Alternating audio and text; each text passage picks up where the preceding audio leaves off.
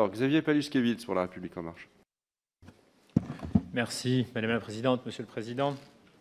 Merci messieurs pour votre présence et la présentation de ce rapport annuel de la Cour des comptes, donc relatif aux finances publiques des collectivités locales.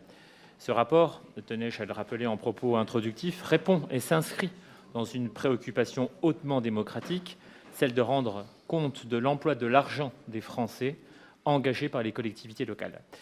Évaluer les finances locales, anticiper les risques financiers qui peuvent se poser pour certaines d'entre elles, est assurément une mission qui mérite toute notre attention. Ainsi, cette année, les travaux de contrôle engagés par la Cour sur les finances publiques locales nous permettent de faire un constat globalement positif. Ça a été dit, elle constate, je cite, que la dégradation des finances publiques locales est moindre qu'anticipée, avec un déficit public qui n'a pas dépassé les 5,3 milliards. Comme vous le rappelez dans votre rapport, messieurs, l'État a mobilisé près de 711 milliards en 2020 pour soutenir l'activité des APUL face à la crise sanitaire, et l'ensemble des transferts de l'État aux collectivités s'est accru de 2 milliards.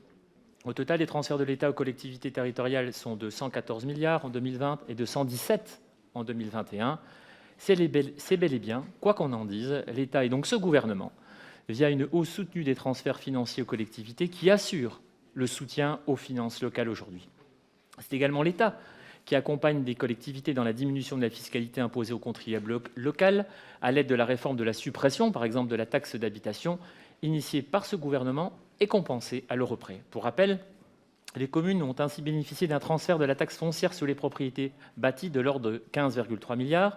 Pour rappel encore, les EPCI à fiscalité propre ont quant à eux été compensés à l'aide d'une recette TVA de 7,5 milliards, de la même manière que les départements d'ailleurs, qui bénéficient d'une fraction de TVA de 14,8 milliards pour compenser les effets de cette réforme. Force est de constater que l'État est aujourd'hui au rendez-vous pour accompagner les collectivités territoriales, puisque l'action de ce gouvernement a permis de sanctuariser les niveaux de DGF qui, rappelons-le, avaient reculé de près de 10 milliards sous le quinquennat précédent. Ces chiffres sont très encourageants et ils doivent nous inviter à poursuivre la trajectoire initiée sur le volet recettes des collectivités. Et ces recettes ne doivent cependant pas dissimuler les efforts qui reviennent aux collectivités territoriales en matière de dépenses, puisque malgré ces résultats satisfaisants, les dépenses de fonctionnement, qui sont la discrétion des collectivités, ont augmenté de 1,3 %. Il faut donc s'interroger sur ces chiffres et ces perspectives financières. C'est ce que les collectivités doivent engager un effort pour maîtriser leurs dépenses, et ce, d'autant plus dans un contexte où les dotations de l'État sont en hausse. La situation des départements appelle en particulier toute notre attention, puisque les dépenses sociales s'accroissent de 3,9 %, et notamment celles relatives au RSA, ça a été dit. Quand on sait que le ratio de désendettement progresse à 4,1 années pour couvrir l'ensemble de leurs dettes, on se dit qu'il faut rester vigilant sur la situation de ces collectivités locales. Ainsi, messieurs les rapporteurs, sauriez-vous porter à notre connaissance votre évaluation sur les risques financiers qui les concernent ? Je pense en particulier aux emprunts toxiques qui ont pu être contactés durant les années 2000. Merci. Je vous remercie. Sur les risques financiers en matière d'emprunts toxiques, pour nous, ça n'est pas un sujet qu'on a identifié.